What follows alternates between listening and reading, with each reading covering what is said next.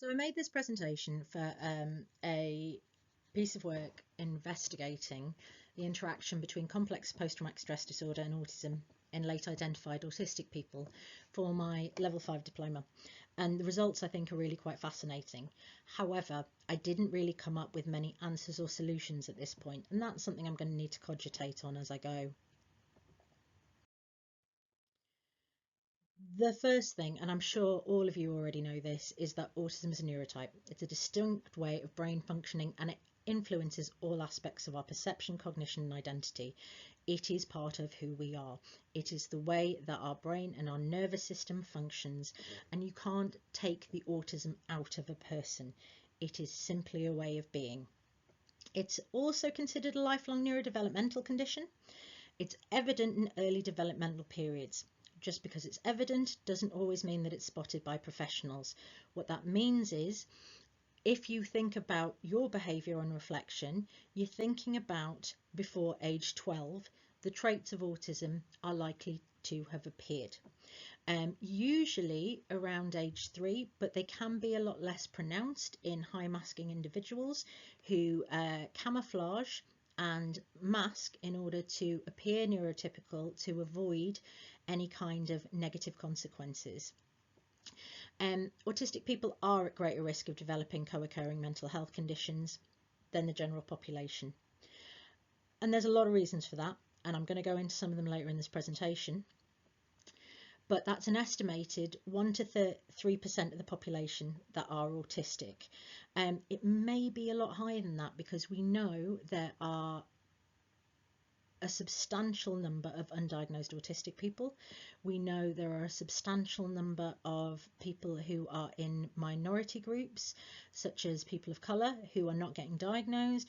We know that women are diagnosed at a much less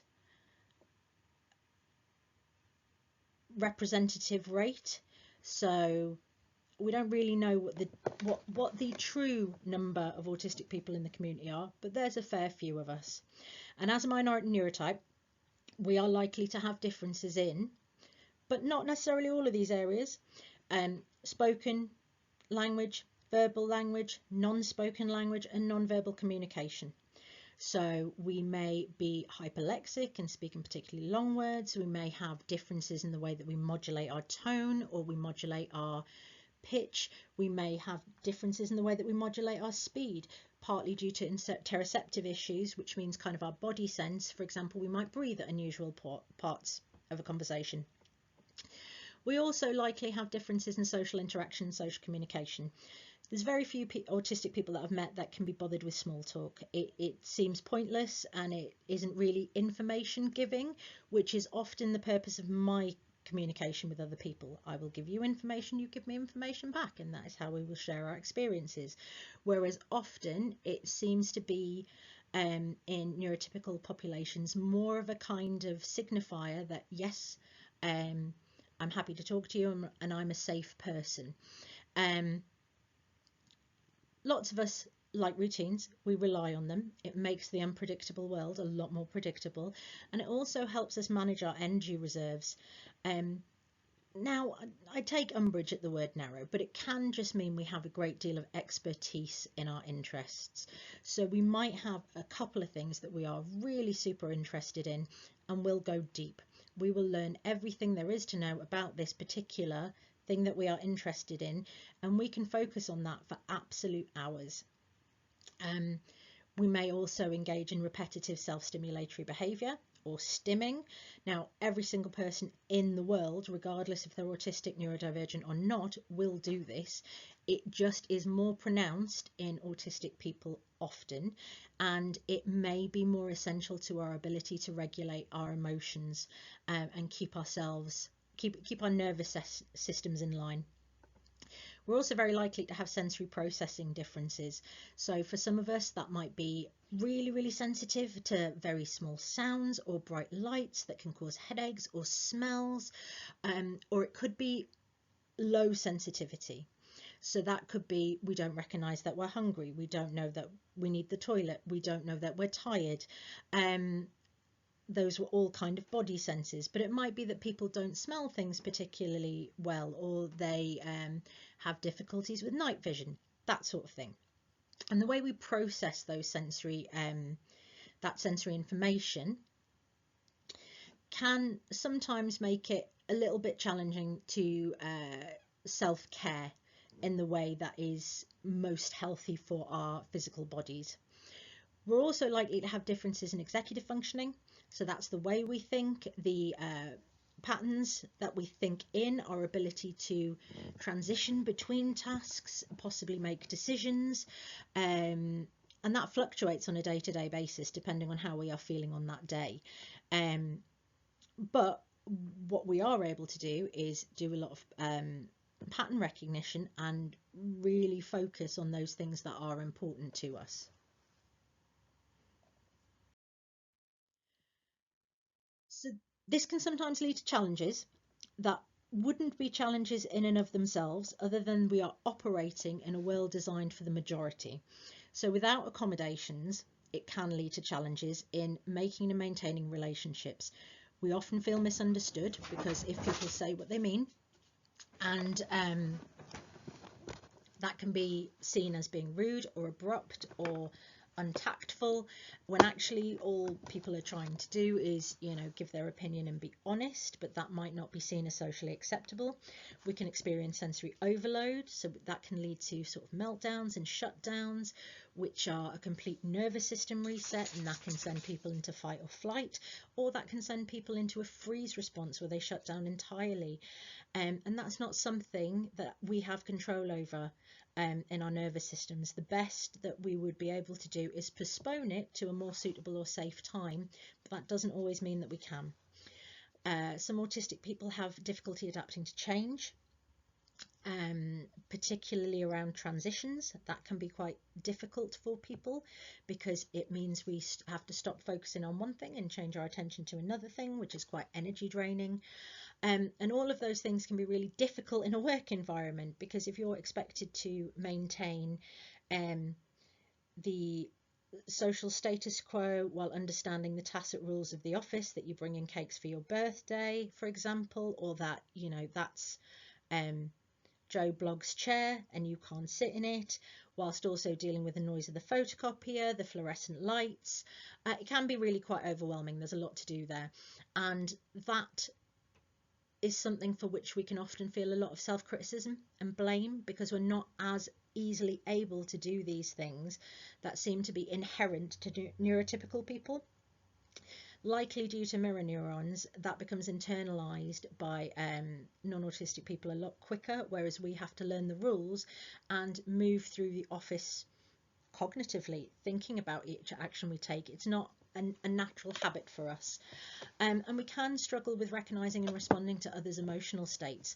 I can't read facial expressions. I am going to need to tell you to tell me whether or not you are feeling a certain way, and when you do, I'm going to believe you. I'm not necessarily going to be able to understand the subtext. So if you tell me you're fine, I'm going to assume that you're fine, which, as we have learned over time, I'm fine doesn't always mean I'm fine. Sometimes that means you are expected to do something. But what I will say is the way that autism presents in every autistic individual is completely unique, and it varies really widely. I would say there is probably less homogeneity between two autistic people than there is between autistic people and a holistic person in terms of their challenges and interests and skills, because autistic people often have what is called a spiky profile, which means you can be absolutely brilliant at some things but not great at others, and that can really surprise people. For example, if you have someone who's generally hyperlexic and is very talkative and able to communicate really coherently and clearly, and then they become semi-speaking under stress or become non-speaking under stress, it's very difficult, if you haven't experienced that, to understand that that is a genuine response, and you are no longer able to show that skill at that time because you've just hit capacity, really. So one study found fear of change, anticipation, and certain sensory stimuli were the main precipitators of stress for people on the autistic spectrum. What that means is that intolerance of uncertainty, not knowing what's going to happen, how it's going to happen, and being sensitive to those changes, anticipation, worrying about what's going to happen next and being able to predict what's going to happen next, and sensory sensitivities generally are the things that cause us the most stress. Stress then triggers anxiety. Anxiety is a response to stress, and it results in this self-perpetuating vicious cycle of reinforcement where the stress triggers the anxiety triggers the stress, and we never seem to be out of the stress-anxiety loop. Autism and anxiety have been associated from its earliest conception. So even when the now dishonoured, I don't know if that's the word for it, Asperger was looking at what we now call autism, back in the 1930s, autistic people or people with autistic traits were found to have higher levels of anxiety than the general population. And in fact, the research estimates that somewhere between 11 to 84% of autistic populations experience one or more anxiety disorder, compared to 6.4 to 21.8% of the general population. Now, the wide range is because they really haven't managed to clarify what methods they are using to measure this. But you can see in either case, the point I'm making is that autistic people experience more anxiety difficulties than the general population.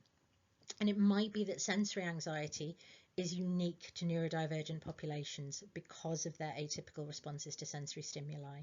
You don't get many neurotypical people who have a fear of, say, a particular type of noise, or, well, maybe not, maybe a trauma response to alarms and things. But in general, there's very few people who might be, for example, scared of buttons or be worried about the feeling of quiche, whereas that might be something that is much more common in an autistic person. So what's anxiety? Anxiety is essentially an adaptive response that's meant to keep us out of danger.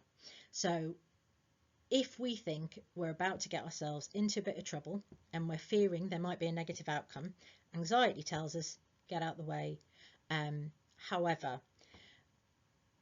whereas we used to be scared or anxious about running into a mammoth that we would then run away from, or we would, hit with a stick in a fight or flighty way, unfortunately, in our society, sources of anxiety have become kind of all pervasive.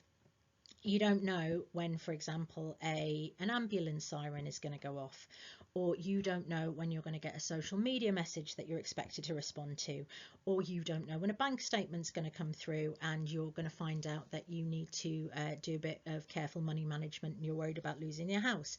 So I would say anxiety is a pretty pervasive state for many of us nowadays. Gaig describes it as a feeling of worry or fear that we experience when we expect a situation might have adverse consequences for our psychological or physical well-being. So the DSM, which is the Diagnostic and Statistical Manual of Psychiatric Conditions, which is mostly used in America, but is the diagnostic criteria for mental health conditions, groups the following conditions as anxiety disorders. So panic disorder, people who are experiencing panic attacks; agoraphobia, the fear of going outside and open spaces and not being able to leave the house; social anxiety disorder or social phobia, where other people make us anxious, or there can be a specific phobia. That could be a fear of spiders, a fear of snakes is quite common, all that sort of thing. Or you can have generalized anxiety disorder, which is where you don't know what's causing it, but you just feel anxious all the time. And there's also separation anxiety, where you are worried about being away from your safe people. So post-traumatic stress disorder was formerly considered an anxiety condition, but it's now categorized under trauma and stressor related disorders. But there is a close link between the two things. And when people are experiencing anxiety, they often try and hide their experience. But what we know is that stress and anxiety can impact and impair your memory. It can look like anger. It can affect your physical body, including things like digestion. You might feel sick, you might end up needing the toilet more, you might be unable to digest your food appropriately, you can your cognition can be affected, your ability to problem solve at speed, your ability to think creatively can be impaired. And if that becomes chronic and therefore normalised, as it has for a lot of us, you are operating at a much lower level of ability than you would be if you weren't stressed and anxious. The other thing that I think is important to note is that if you have anxiety and you're autistic, you can hyper-focus on potential future outcomes. We do enjoy pattern recognition and trying to work out what's going to happen next. And with that intolerance of uncertainty and working out every horrific potential future outcome, we can start to catastrophize, and we can start to make ourselves quite fixated and fall into rumination, and that can be really unhelpful for us. The good news is anxiety can be mediated by autonomy. When we are given a choice about what we experience and when we experience it and who we experience it with, that can reduce a lot of the anxiety and a lot of the symptoms we are discussing. Post-traumatic stress disorder can be considered an acquired neurodivergence. It is different from the averagely developing brain, but it is not something that you are born with. It is something that you acquire, hence acquired neurodivergence, later in life. And it can lead to structural and functional changes in the brain and the nervous system. So trauma affects lots of different bodily functions, including our stress response system, our memory processing, the way we store our memories and our ability to retain those memories, emotional regulation, how easily we can provide attention or concentrate on something, and our ability to read other people, and this in turn affects our interpersonal relationships. What is really important is that PTSD is not an inevitable result of trauma. Not everybody who experiences either trauma with a small t or trauma with a big T will go on to develop post-traumatic stress symptoms. The other thing that's quite interesting is there's quite a lot of overlap between PTSD symptoms and autistic traits, although they have very different causes. So with PTSD, you might see avoidance and emotional numbness. With autism, you may see alexithymia. That is a difficulty in identifying and being able to express and process emotions. You might see in both social withdrawal, emotional paralysis or a freeze response, or disassociation, where people become less grounded in reality for a period of time, a bit like zoning out. Trauma can prevent the dampening of sensory stimuli. That means that people are unable to tune out things that they hear, see, feel, etc. And in autism, people also can struggle with tuning out sensory stimuli, but it's for a different reason. They have reduced neural habituation to sensory stimuli. What that means is we are not able to dampen or zone out irrelevant information.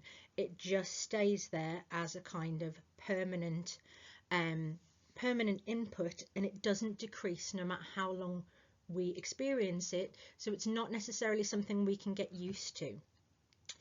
Traumatic events can shatter internal maps or schemas, so the way people view the world, the way people understand themselves and their place in the world. And in general, neurotypical people tend to use schemas to make assumptions about things from a top-down perspective. For example, if your schema was, this is a restaurant, you might see a waiter and you might see a menu and put it together that it will probably have chairs and a bar, and it will likely have a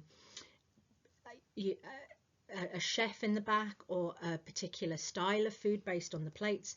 Whereas for autistic people, we tend to prefer hyper-systematizing. So we build up a picture of things from the bottom up. So we would need to pull together all of those components. So the knives, the forks, the chair, where the menu is, where the toilets are located, to get a sense of what that restaurant is like, rather than relying on general schemas or a top-down assumptive approach. Both people with PTSD and people with autistic traits can have difficulties with regulating their emotions and being able to self-soothe, and in both conditions it can impair our autobiographical memories. That means we are not necessarily able to give a continuous account of things that we have done or that have happened to us.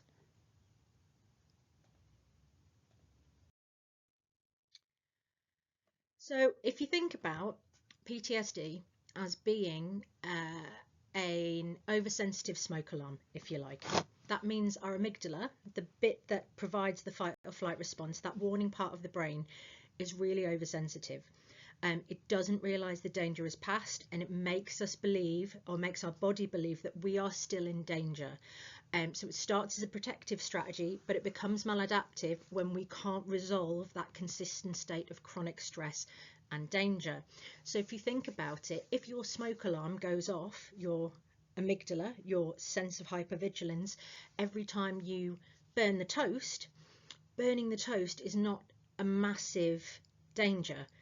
But if you treat that as though your entire house is on fire every time, you're going to be constantly anxious and stressed. What is interesting is that the estimates of PTSD prevalence in autistic populations ranges from 30% to 64% of autistic people. And if you compare that to the 4 to 33% of the general population, that is well more than double. Our lowest estimates are the highest estimates for the general population. And that suggests that autistic people are at increased risk of developing PTSD. And the other thing of note is that when they do experience PTSD, they tend to experience a greater severity of symptoms. That means the things they experience seem to be more intense. There are also some unique symptoms associated with a combination of PTSD and autism. And that includes increased autistic traits, including real difficulties not relying on routine, often called rigidity. I don't know how keen I am on that particular word, but that's how it's described in the medical text. Increase in echolalia, so repeating back what people have said to you, or repeating words that feel nice in your mouth as a self-soothing, self-regulating technique. So increased stimming, there might be more hand flapping or rocking or tapping or spinning. Some people lose speech, often temporarily, and become non-speaking for a period of time. There might be more repetitive behaviours that can look to the outside world a little bit like behaviours associated with obsessive compulsive disorder. Some people develop tics, and some people's motor skills are reduced, so they might not be able to physically move through the world in such a confident way as they used to. And there are some symptoms that are more frequently reported by autistic people who experience PTSD, and that includes kind of body complaints, so things in the body, somatic complaints, generalized pain, stomach aches, lethargy, fatigue, tiredness and headaches. We may be more prone to experiencing hallucinations. We may be more prone to experiencing suicidal ideation and actions around that. And we can have difficulties in adaptive functioning and changing our ability to transfer skills between conditions or environments. And there's an increased risk of self-injury as well.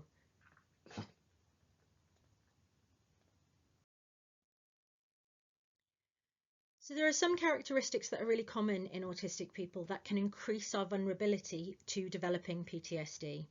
So one is temperamental reactivity. That is kind of emotional highs and emotional lows in great extent. And 25% of autistic children are said to experience what they call emotional lability, massive mood swings. And there's one study that suggests emotional volatility, again, massive mood swings, affects up to 94% of autistic adults. We're also more likely to experience anxiety disorders, as already mentioned earlier in the presentation. 11 to 84% of autistic populations experience one or more anxiety disorder. That's a lot. We're also more likely to experience prior mental health disorders, so 54 to 94% of autistic people develop a mental health condition in their lifetime, and that's opposed to what we generally think of as 1 in 4 people in the general population. We're also more likely to experience traumatic events, and we're more likely to experience them frequently. So 80% of autistic adults express that they have experienced polyvictimization. That means more than one of the following: of harassment, sexual and physical violence. And when we compare that to 47.7% of the non-autistic adult population, we can see that's almost double. Protective factors that can stop you from developing PTSD includes the availability of social support structures. Now, sadly, we know that not all autistic people are getting the social support that they need. 38% of autistic adults need support from social groups, but only 16% currently get that support. And 29% of autistic adults need a buddying or befriending service, and just 4% of autistic adults currently get this in the UK. So as previously mentioned, the DSM-5 is the most recent and up-to-date version of the American Psychiatric or Psychological Society, can't remember which, diagnostic criteria for any mental health condition or neurodivergence, and there is an extended version for those with learning or intellectual disabilities as well that is available. The key thing is, this is how the professionals make a diagnosis of PTSD. In order for a diagnosis of PTSD to be given, the symptoms must last for over a month, and they must cause significant distress or impairment to the person experiencing them. For PTSD, there must be an instigating trauma with a capital T. Now, that includes experiencing, witnessing, hearing about it happening to a loved one, exposure to, and in the case of some frontline professionals such as police or firemen or paramedics, experiencing vicariously threatened death, serious injury or sexual violence. So things like a road traffic accident, things like a robbery, things like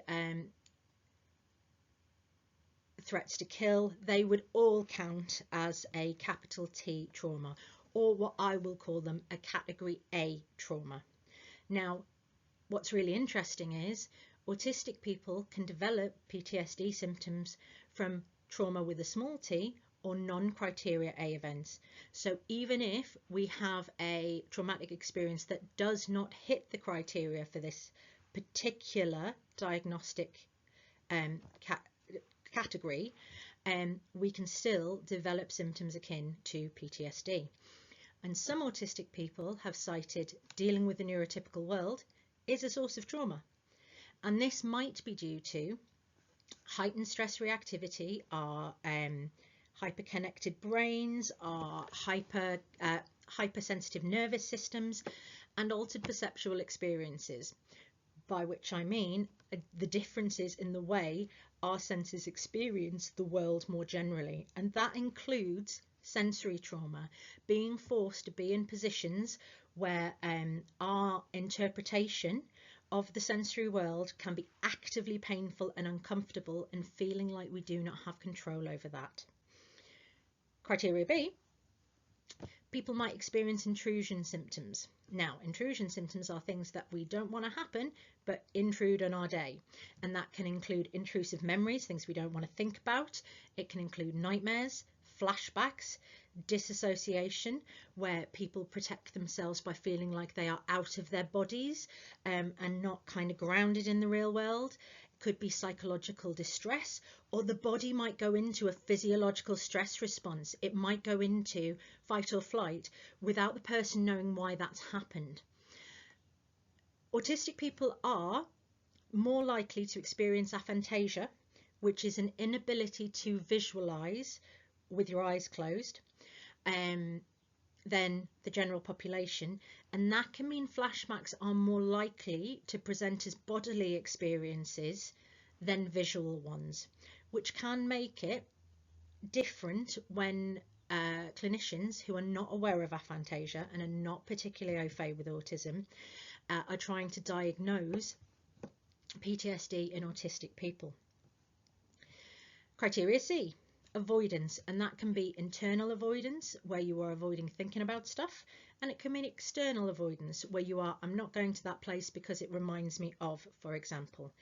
And if we ignore distress and we prevent or correct escape or avoidance, if we stop people, autistic people, from being able to avoid the thing that is triggering their distress, we can create feelings of vulnerability, and it can exacerbate a sense that autistic people don't have control over the disconcerting or distressing elements in their environment, and that can cause meltdowns, shutdowns, learned helplessness. It's not necessarily something we want to be correcting by things like exposure therapy, because it's likely to increase the levels of trauma that people are experiencing. Criteria D, negative alterations in cognition and mood. And that could be, so cognition is the way we think, the way we learn, the way we retain information. Mood is our emotions. And things that come into this category could be memory failure, so you can't remember the details of the events. You might inherit some really negative beliefs as a result of the trauma. So if it was a dog that attacked you, you might believe all dogs are evil and vicious. You might blame yourself. You might have persistent negative emotions, be unable to feel any joy, everything is anxiety and fear and distress. You might become numb and just develop a lack of interest or detached, or you might have an inability to experience any positive emotions like pride. Now, another thing that seems to be notable for autistic people experiencing PTSD is skills regression. Things you used to be able to do, you might not be able to do anymore.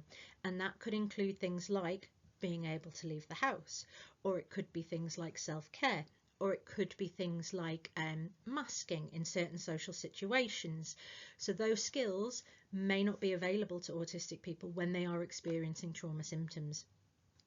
Criteria E, increased arousal. That means you are likely to be more highly emotional or reactive to situations. You're likely to react more strongly to what's going on around you. And that can include being irritable. People can be reckless, so not worrying about danger or not being able to evaluate risk. People can be self-destructive, so people might start to drink more, self-harm, engage in risky activities. You might become hyper-vigilant. This is back to the faulty smoke alarm metaphor, where you're looking for danger literally everywhere, even if there might not be any. It can affect concentration, so people aren't able to focus on a task that they feel they need to do. The startle response might increase, so people might jump much more easily, and there's also sleep disturbance. So people might not be able to sleep or rest or feel like they are getting enough recovery time.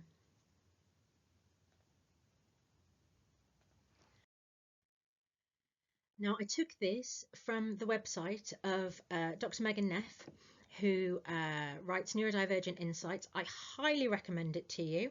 The website is neurodivergentinsights.com. She does a lot of really beautiful infograms that make things really clear and really helpful, just in kind of a note form. So again, highly recommend Neurodivergent Insights to you. Anything by Dr. Megan Neff, who is herself an ADHD clinician.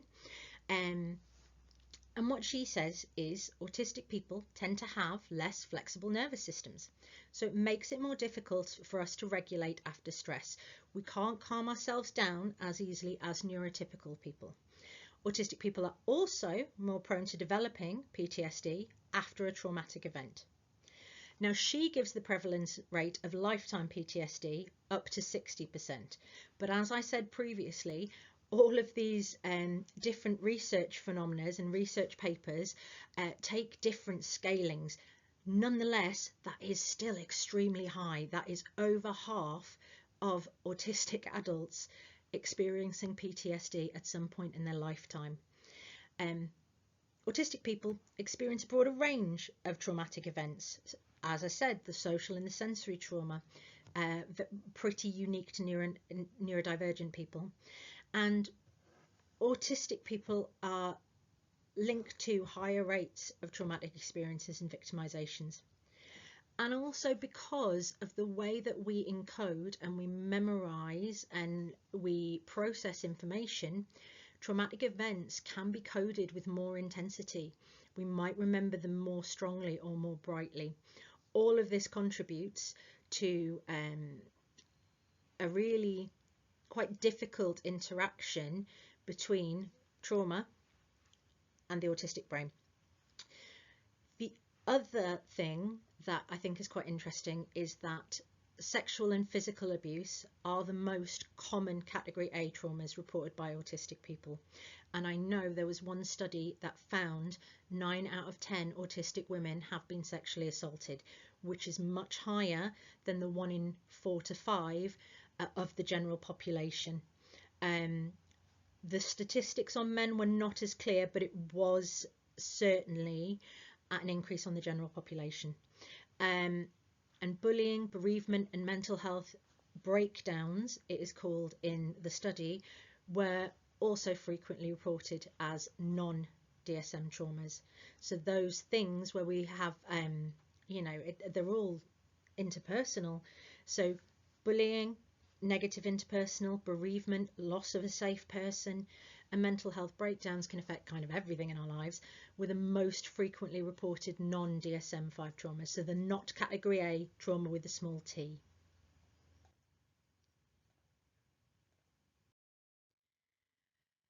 There's such a thing as complex post-traumatic stress disorder, or CPTSD. And essentially it is a build-up of lots of little traumas to make a cumulative kind of diamorphous or amorphous massive trauma.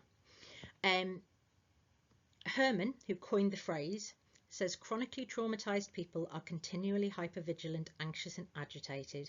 They no longer have any baseline state of physical calm or comfort. So if you are continually experiencing trauma, either with a big or a small t, you are going to be looking out for risk and danger everywhere. That is going to make you anxious. That is going to make you agitated, because your fight or flight systems are in response, because this has happened to you and you don't want it to happen again. And that can mean you don't ever reach a state of being calm, relaxed and comfortable, because you are looking for risk everywhere. So Judith Herman coined CPTSD in 1992. It's a fairly recent concept, and she suggests its cause is history of subjection to totalitarian control over a prolonged period of time. What she means by that is prolonged repeated trauma, often occurring in situations where the victim has little or no control, particularly interpersonal trauma. So if you think about who that's going to affect most, that's going to be people who experience it often in childhood, and then it continues into adulthood. It's been suggested that CPTSD presentations may often be intergenerational. So because it's been experienced by the parents, they pass down these behaviours to the children, and so on and so forth. That's not always the case, and I wouldn't want to say that anyone with CPTSD was doing that deliberately, but there is some suggestion that there is a pattern to those experiences. I haven't got the data or the numbers on it though. So CPTSD is thought to result in greater functional impairment than PTSD. That means it affects your ability to do stuff in your day and be able to do the things you want to do and the tasks you need to complete. It's thought to be even more severe in its effects on your day-to-day life.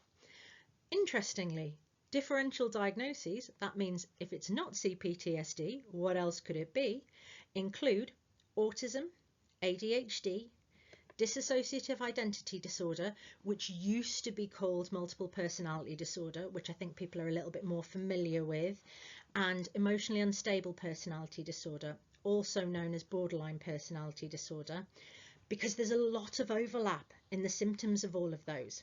But what the differential diagnosis may fail to take into account is that it's really quite likely that people may be experiencing more than one of those conditions at the same time. Interestingly, CPTSD does not feature in the diagnostic criteria of the DSM-5. It does, however, feature in the ICD-11. That's the more worldwide, less American-focused International Classification of Disease 11, which is the newest, most up-to-date series of diagnostic criteria for illnesses. So it's the core criteria of PTSD is met, so all of those things we talked about earlier, plus another 3 criteria. So extreme difficulty regulating emotions, or being unable to regulate the way those emotions present. So you can't feel like you have no control over your emotions and they're kind of ruling your life a little bit, and you can't predict when they're going to change.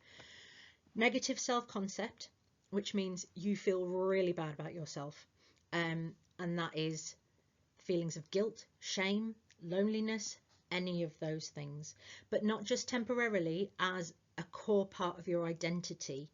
And interpersonal problems or personality disorganization, where you can kind of chop and change your approach to someone. You might love them and then hate them, and it impacts on building and maintaining relationships, which can be very lonely. And if you think about CPTSD as resulting from kind of diffuse trauma, so lots of these little traumas, so it's very difficult to pinpoint which one in particular has caused the overall effect. It's more like a little build-up of traumas. So if you think about a little bit of carbon monoxide becoming bigger and bigger and bigger until it becomes poisonous, that's kind of the vibe. I kind of think of CPTSD as being a bit like a gas, because you can't really see it, you can't put your finger on it, but it is absolutely catastrophic when it hits a cumulative load where there is enough of it to cause you serious damage. And that is usually trauma that you can't escape from. You can't get away from it, which can make us feel really powerless.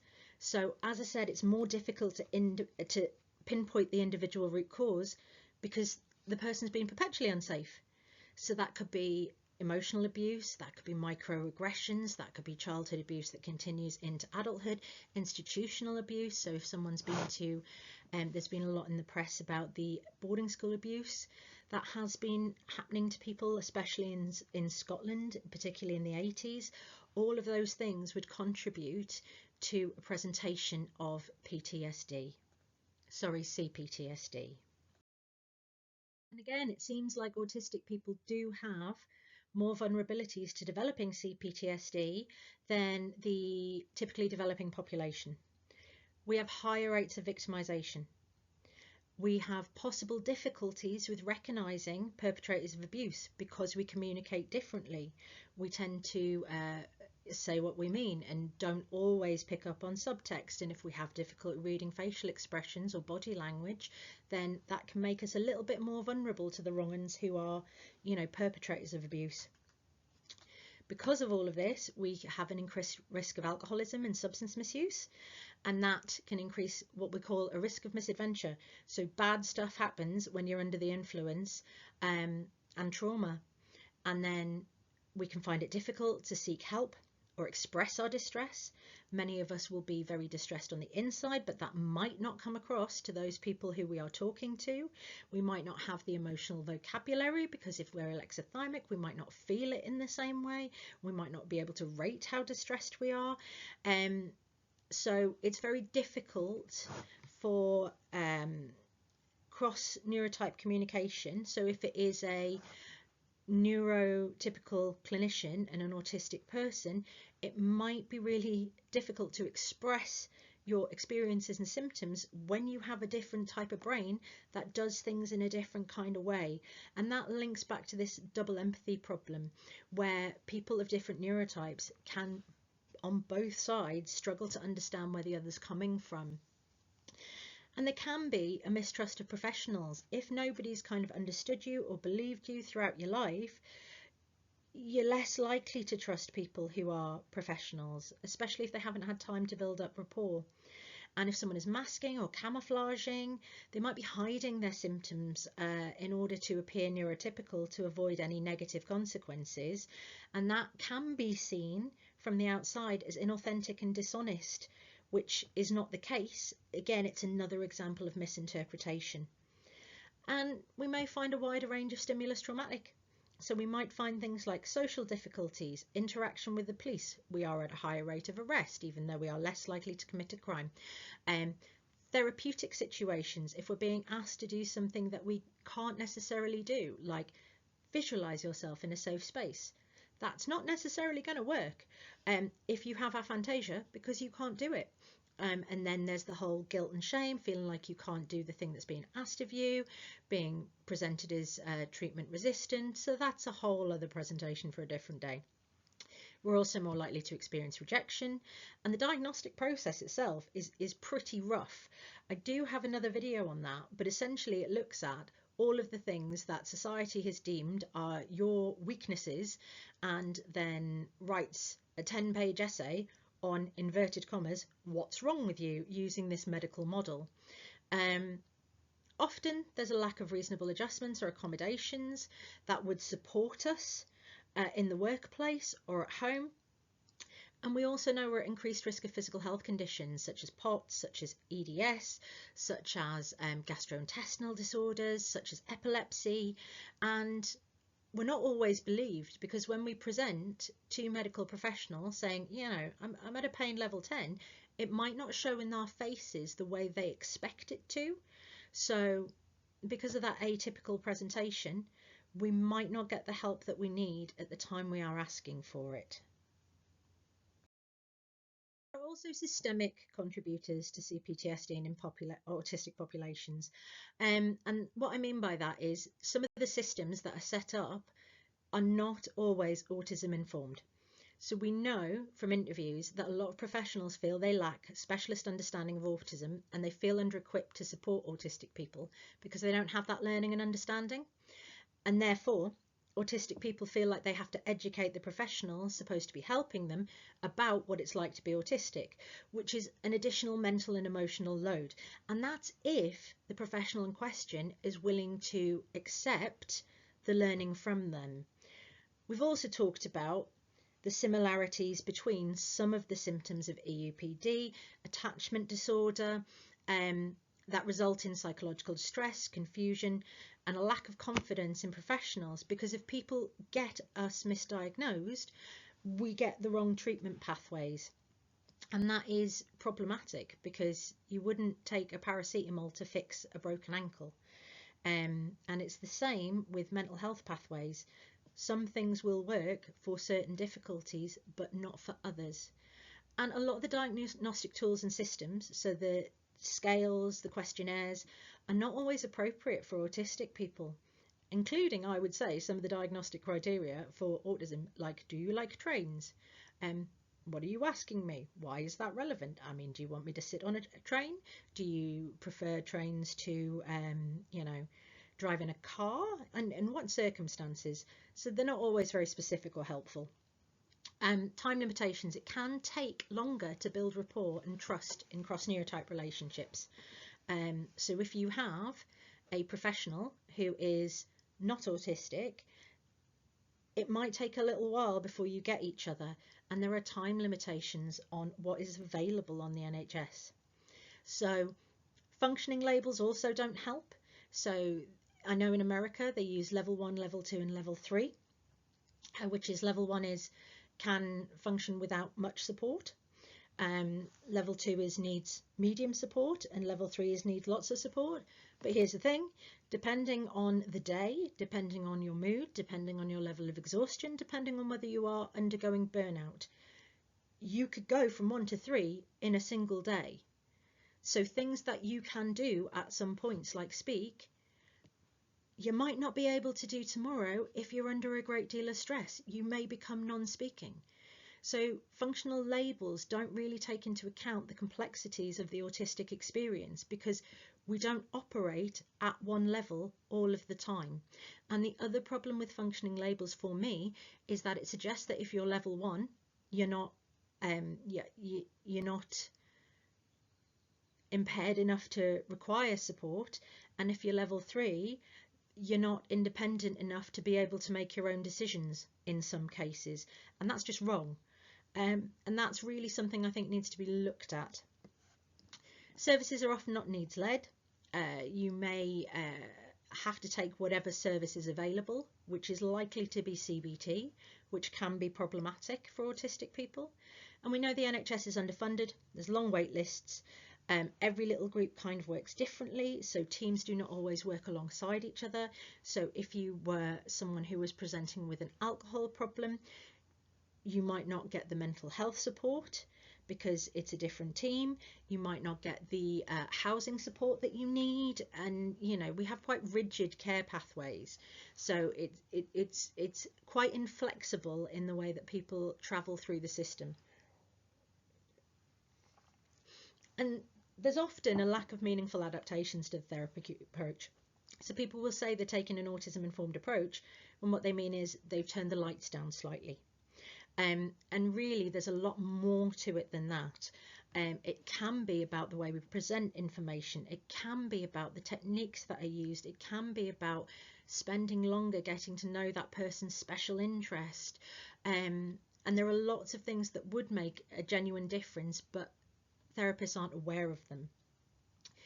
And sometimes I think there remains an unsympathetic or stigmatized understanding of autism as a condition that comes with, inverted commas, challenging behaviours, rather than seeing them as distress behaviours. Particularly if someone has explosive meltdowns, I think that's sometimes interpreted as a tantrum rather than a nervous system overwhelm. We also know that autistic people are at increased risk of institutional abuse. So if you are in a care home, or if you are in a residential school, that can increase your risk of being abused in the institution in which you live. Now, there's also, and this is unique, I would say, to autism, exposure to ABA. ABA is applied behavioural analysis. Behavioural techniques are dodgy for autistic people anyway, because all it is doing, it's essentially conversion therapy for autistic people. It's not designed to support the autistic person, it is designed to make their behaviour more tolerable for the non-autistic people in their lives, and it essentially teaches us that we don't have bodily autonomy. And what we do know is that 46% of autistic people who had been exposed to ABA practices met the DSM-5 diagnostic threshold criteria for PTSD. That was 86% more likely to meet the PTSD criteria compared to autistic individuals who had not experienced ABA. Now again, there's a wide range of statistics on where we think people with autism lie in the PTSD spectrum, but nonetheless, what that tells us is that autistic people who experience ABA are significantly more likely to develop symptoms of PTSD. And if we think about the management of what they call challenging behaviours, which I prefer to think of as distress behaviours, they can include things like restraint, being physically held down, having your autonomy taken away from you, and being isolated, being put in a room on your own. And also, treatments that are effective for neurotypical people might have an adverse effect, such as exposure to therapy. So if a neurotypical person is gradually exposed to sensory stimuli they dislike, they will eventually develop a dampening. So they will be able to zone it out, tune it out. Autistic people can't do that. So essentially, it means that in some certain circumstances, graded exposure or exposure therapy can be tantamount to sensory torture. I mean, CPTSD is a relatively new concept, and it might impact professionals' confidence in using it as a diagnostic criteria. So that's something else to think about. Why might late identified autistics, or late diagnosed autistics, depending on which route you prefer, be particularly vulnerable to CPTSD? Well, there's the cumulative iatrogenic harm from misdiagnosis and inappropriate treatment strategies. What that means is we are very likely to have been misdiagnosed numerous times and given treatments that have not worked and have been inappropriate to our autistic brains and nervous systems. And that has built up lots and lots of trauma, health and medical trauma for that reason, because it just hasn't worked, and in fact has often caused us more difficulties. We know we can have an unstable self-concept. So we know that we're not entirely sure of who we are because we've never been given this access to knowing what a neurotype is until very late in life. And then we have to rethink everything about our lives through a different lens. And that can result in psychological damage, because if you don't know who you are and you don't know how your brain works, how are you meant to be able to manage your life in a way that's going to be helpful and conducive to well-being? We're also more likely to experience social anxiety and stress. We're at increased risk of masking and camouflaging autistic traits, because in the workplace we might have to, or we might have to avoid the negative impact of judgment from other people, and that delays our identification, means we don't have any accommodations, and increases levels of self-blame. The other interesting thing about masking is high masking people are at higher risk of suicide than lower masking people.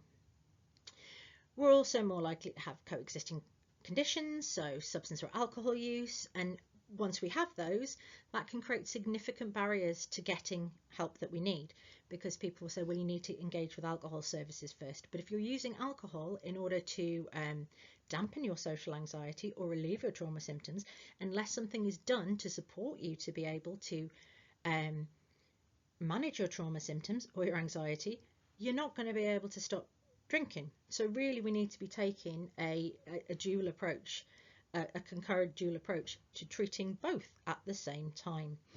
We're also at increased risk of burnout. When we hit burnout, that creates a disruption to our routines. One of the key symptoms of burnout is that you lose interest in your special interests, in those things that usually bring you joy. And at that point, we're losing a key part of our personality and our joie de vivre.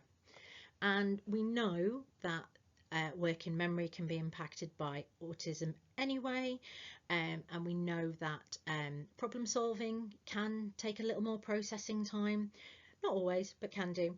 And those kind of executive functioning differences around planning, transitioning, all that kind of thing can be exacerbated by PTSD related cognitive symptoms. So it can make the day-to-day worse. And it's well known that autistic women present in a less easily identifiable or externalized way, often by professionals, which is why we have this 4-to-1 male to female diagnosis at the minute. And then they receive later identification. They can experience more internalized distress, and they're more likely to mask highly, resulting in increased misdiagnosis and inappropriate treatment, and so the cycle continues. Talk about the neurobiological vulnerabilities to CPTSD in autistic populations. What I mean by that is how our brain and biology work that can make it more likely that we're likely to develop CPTSD. Oh, I said likely a lot there. We might encode sensory information to memory with more intensity. So if something bad happens, we will remember it more strongly. We know we have more sensitive nervous systems than people who are not autistic. This results in more cortisol, which is the stress hormone, and increases the frequency of our flight or fight responses. That can be fight, flight, fawn or freeze, or flop. So it's not just the fight or flight. We can completely freeze, and we can go out of our way to placate any threat to us as well, which is the fawn response, or we can shut down completely. And that increases our risk of shutdowns and meltdowns due to what they call the hyperreactivity of the hypothalamic pituitary adrenal axis. So something about the connectivity of the brain makes us more prone to having a more sensitive nervous system. Shutdowns also can present as being very calm, but actually it's an internalized stress response. So people might not even notice the level of distress that an autistic person is experiencing. Sensory processing differences affect the way that trauma is experienced and reported. That might increase susceptibility to trauma symptoms.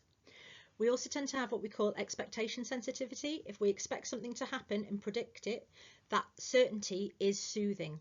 And we also have a tendency towards social justice. So we like things to be fair. And we know, particularly if we have a look at the world right now, that's not really happening in all places. And that can increase our susceptibility to trauma because it seems unfair, it seems unjust, it seems immoral. We also know we have higher rates of co-occurring mental health difficulties, which increases the risk of developing PTSD following a traumatic event. And we know we've got these difficulties with emotion regulation and alexithymia, which interfere with our processing and recovering from traumatic experiences. So interestingly, there's one neuroscientific theory, it hasn't been completely proven yet, but it does make sense to me, that posits that we produce less GABA. That's gamma aminobutyric acid, which is a neurotransmitter that calms down the nervous system and regulates sleep. And if we produce less of that than other neurotypicals, this could explain in part why we might be more susceptible to PTSD.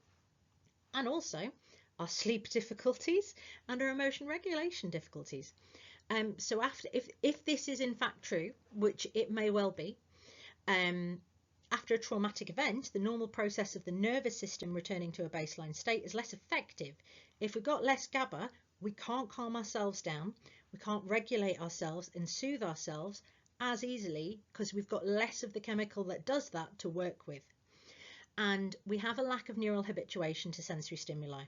What that means is we can't tune out what's happening in the world around us. So if there is an annoying siren or an annoying feeling of wind on our skin, we can't just get used to that.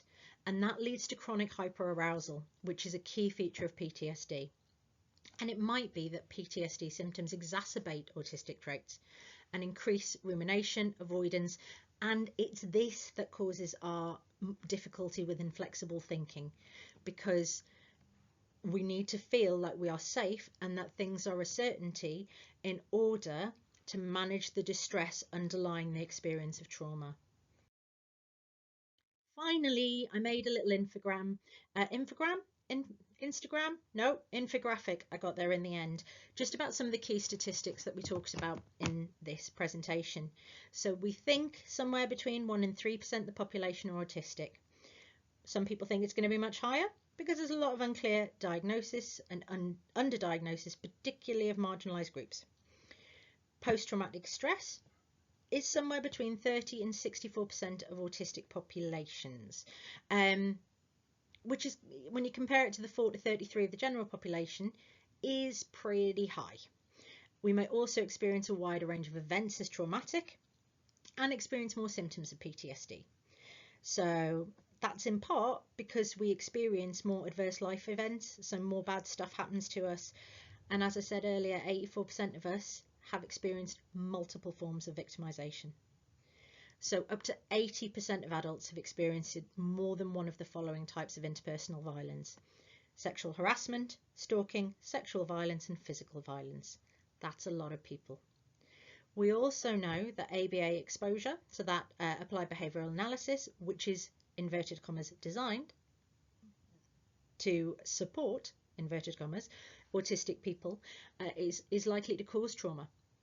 It's likely to cause, it's you know, up to 46% of autistic people who've experienced ABA have PTSD symptoms, and that is 86% more likely for ABA populations than autistic people who've not experienced ABA.